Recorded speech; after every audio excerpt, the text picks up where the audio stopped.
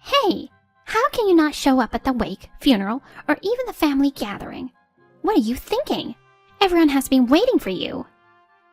This was yelled at me just after I had been informed of my father's passing. My sister was furious that I hadn't attended our father's wake and funeral.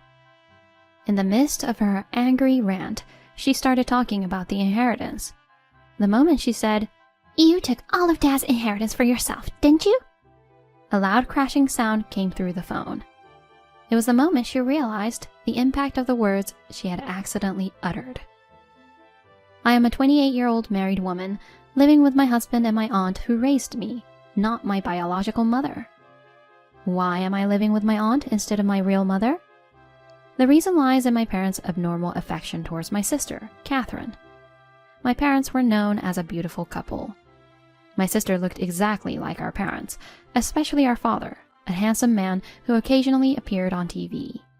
He especially adored my beautiful sister, who inherited his good looks. On the other hand, I was plain and unremarkable, not resembling my parents. As I grew up, the difference in our looks became more pronounced. My father disliked me for not looking like him, and my mother was indifferent, always favoring my sister. Although my parents' marriage seemed good from the outside, my father's distrust towards my mother grew, wondering, "Why doesn't she look like us? Could she be the child of another man?" despite my mother's doting affection for my sister. Furthermore, my sister was merciless towards me, wishing I didn't exist. "You should never have been born. You're plain and unfashionable, like a ghost. Don't come near me. I'm not your sister. Your presence tarnishes my beauty. Just get lost." She attacked me every time she saw me. At home, I was banished from our room by Catherine, and I had nowhere to go. When in the living room, I received cold stares from my parents, as if they were looking at something filthy. I never felt accepted anywhere. The only refuge I had was my aunt's house, who lived nearby. My aunt, my mother's sister, was unmarried and welcomed me warmly. She treated me like her own daughter and became like a mother to me, taking care of me instead of my own mother. Knowing that I would be neglected if I returned to my parents' home, my aunt would find reasons to extend my stays with her. Thanks to her, I was able to spend comforting times in her home. As I started elementary school and spent more time with friends, my visits to my parents' house decreased, and I visited my aunt less frequently. However, my parents' marriage didn't improve, and they eventually divorced when I was in middle school. During the divorce, my father adamantly refused to give up custody of my sister. My sister, crying, pleaded, "I want to be with Dad. I don't want to be separated." So my mother reluctantly agreed. On the day my father and sister left our home, my sister didn't forget to look down on me. She boasted, "I'm the winner because Dad likes me. He's rich and earns a lot. You're suited to a poor single-parent family. You're dull, plain, and unfashionable." My sister seemed to draw more and more of my father's affection by cleverly appealing to him. It turned out my father's suspicions were correct. My mother had a relationship with another man and remarried soon after the divorce. As it was proven that she was not pregnant with her ex-husband's child, she could remarry within 100 days, which made her happy. My mother's new husband showed interest only in her, ignoring me and being affectionate with her even in my presence. Sometimes I couldn't bear to hear the sounds of their intimacy through the walls, which made me run back to my aunt's house more often.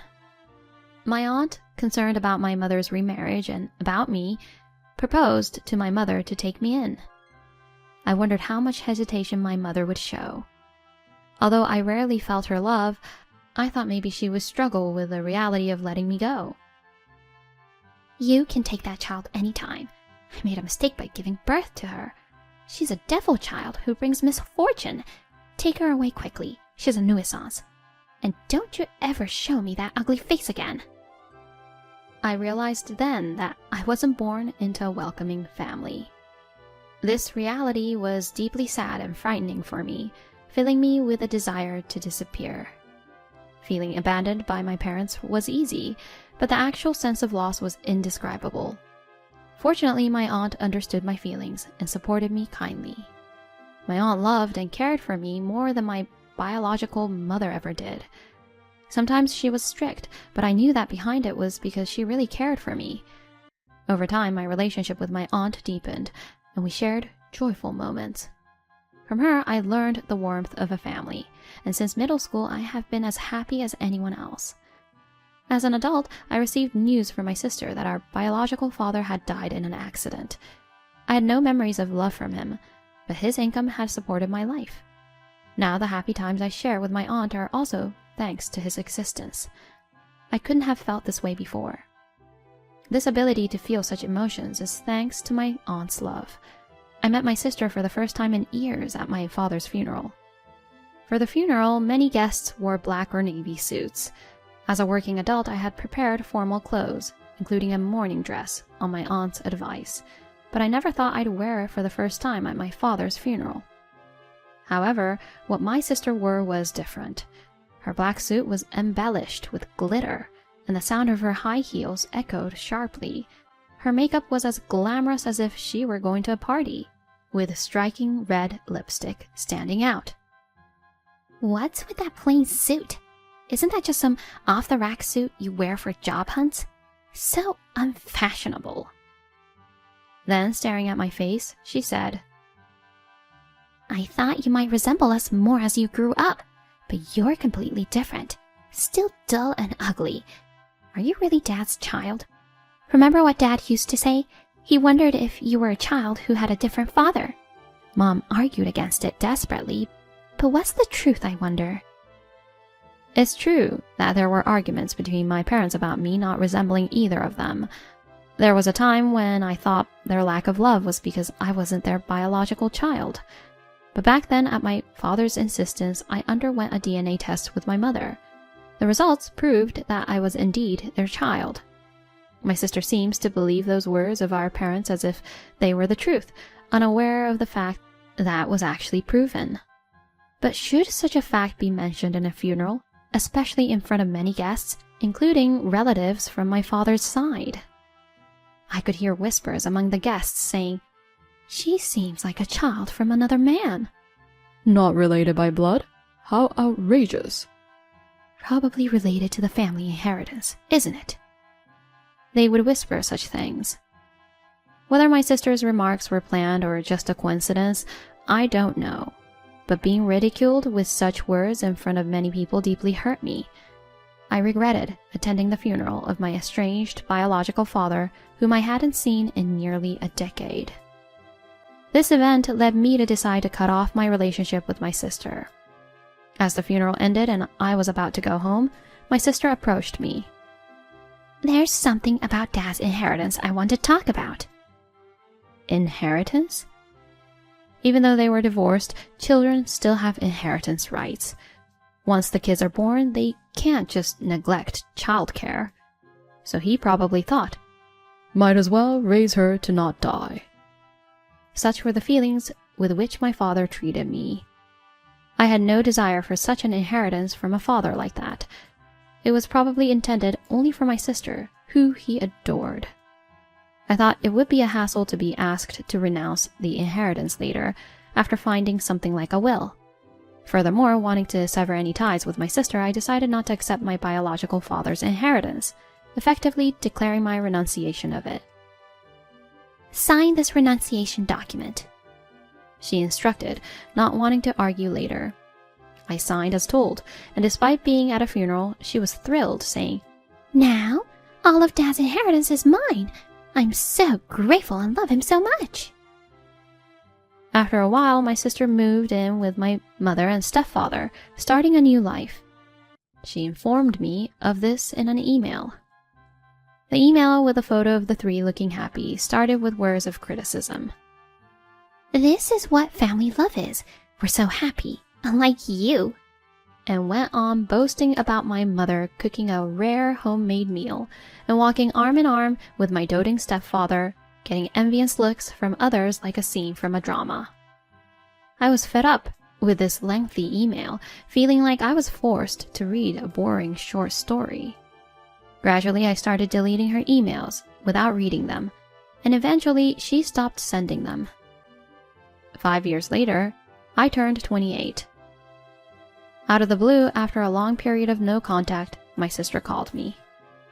Hey, how long are you planning to make us wait? What do you mean? Don't you remember? Today's the day we discussed Dad's inheritance. Everyone's been waiting for you. I was scolded out of nowhere, confused about what was happening. Dad's inheritance?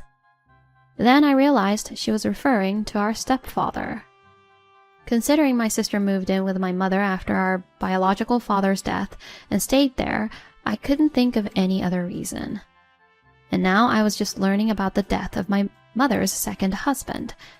Yet I couldn't understand why there was a discussion about inheritance. Confused by the situation, I remembered that since the day my aunt took me in, I had never met my biological mother or stepfather.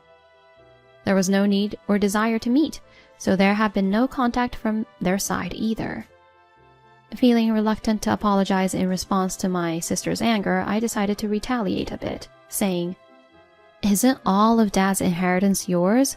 Have you forgotten that I said I would renounce it and sign the paper?" As I said this, a loud noise came from the other end of the phone. What's going on? It was my mother's voice, which I hadn't heard in a long time. Apparently, my conversation with my sister was being overheard. My sister hadn't informed me about our stepfather's death or the inheritance, and maybe she planned to embarrass me in front of everyone for not showing up on the day.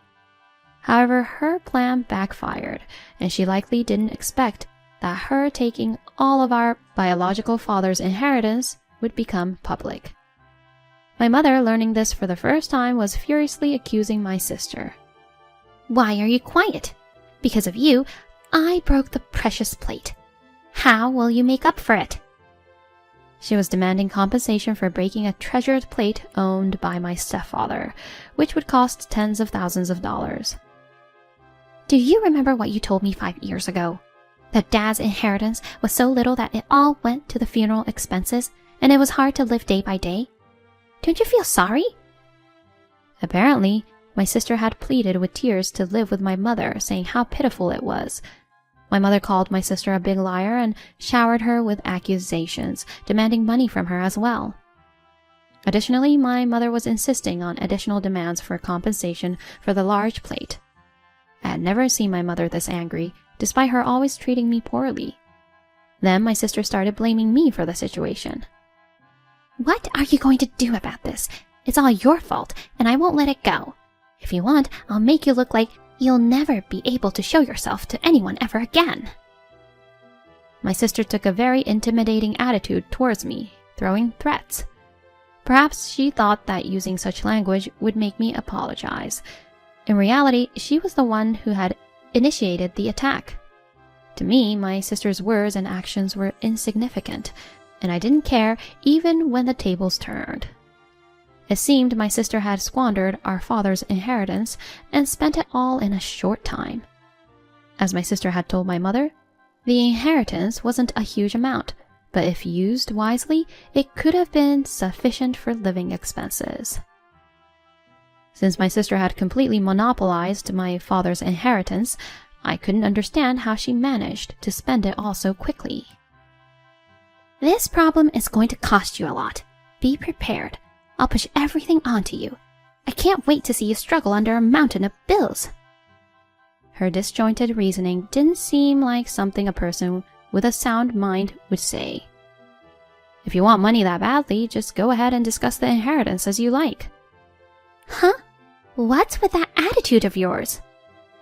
No matter what you say, I don't want to be involved. I don't want or need my stepfather's inheritance. Do you want me to sign another renunciation document? Wanting to sever ties with my sister once and for all, I ended the conversation one-sidedly, not listening to her words. I don't know if my feelings were conveyed, but after that, I didn't receive any more calls from my sister about the inheritance discussion. Without relying on the inheritance of my stepfather I barely knew, I have been able to build my own life. I got married to a man I met at work and started a new life in another town. I have a very important family now, and it's special to me because of my husband's presence. He is a special person who accepted and supported me without change, even after knowing my painful past and family background. He always stood by me, understanding and empathizing with my thoughts and worries. Before, during my single days, I had no one but my aunt who understood me. So, when the topic of marriage with my husband came up, I was overjoyed, but also worried about leaving my aunt alone. She was a precious person who raised me, and I couldn't just abandon her. I thought maybe my aunt remained single because of me. It was time for me to repay her kindness. At that time, my husband suggested, Your aunt, who raised you into a wonderful woman, is important to me too. If she's like a mother to you, then she's like a mother-in-law to me. How about we all live together? Initially, my aunt refused to live together, just accepting the sentiment. However, before the marriage, when my husband was transferred, considering the daunting prospect of living in a new place, after many discussions, she agreed to move in and live with us. We received news about my sister's situation. My mother had called my aunt to complain about my sister, revealing that, in the end, my sister didn't receive any of my stepfather's inheritance and was kicked out of the house by my mother. Moreover, my sister was arrested for setting up a honey trap with a man. Despite trying to cry and plead with the police officer, she was not understood. Unable to pay bail and with no one to take responsibility for her, she was in a desperate situation. Hearing about my sister's plight, I felt it was karma. She was cunning, but a pitiful person who wasn't loved by anyone but our biological father. I have no sympathy for her. Now I just hope she pays for what she did and starts a new life. Later, we were told about the arrival of a new life in our family. Only 9 months left until the birth of our baby. Now, I want to take care of my body, prioritize nurturing this new life, and continue living with this as my focus.